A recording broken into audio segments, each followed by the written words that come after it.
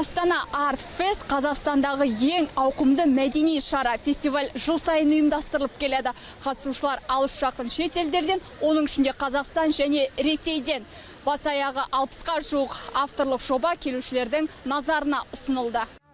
Гүлмарал Тәттібаева Астана Арт Фест фестиваліне осымен екінші рет қатысуда. Оның дайындаған дүниесі Ханшатыр сауда үйіне ұқсас. Бірақ көлемі кішкентай. Биіктігі 5, ал ішкі диаметрі 4 метрді құрайды. Мағынасы да өзгеше. Инсталляцияны құрастыруға 30 күн уақыты кетіпті.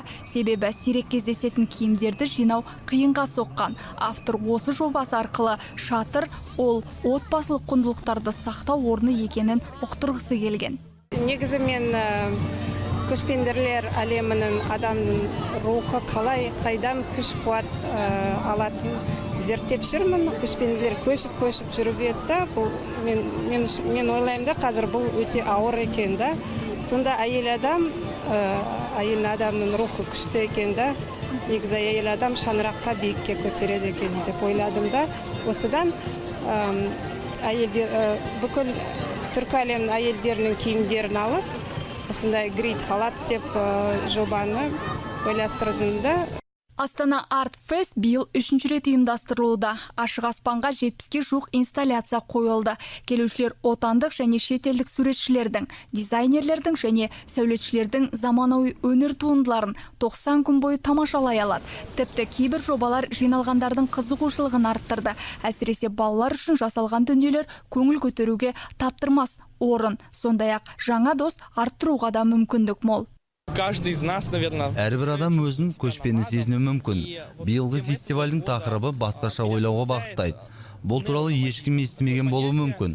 Бірақ шынында бұл бар құбылыс. Қазіргі таңда әрбіріміз заманауи көшпенді болып саналамыз. Көшпенділік тек қана саяхаттан тұрмайды. Белсенді, бейімделгіш бір ғана жерде тұрақтап қалмайтындардың барлығы осы санатқа кіреді. Міне осындай неономадизмді біздің авторлар өзінің жасаған дүниелері арқылы жеткізді.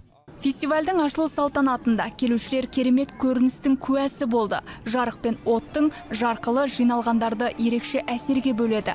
Театрландырылған шоу көшпенділердің өмірге келуі жайлы сыр шертті. Айта кетейік, арт нысандар бас қаланың көркіне сән беріп тұр. Сондай-ақ бұл жер тұрғындардың көп жиналатын алаңына айналды.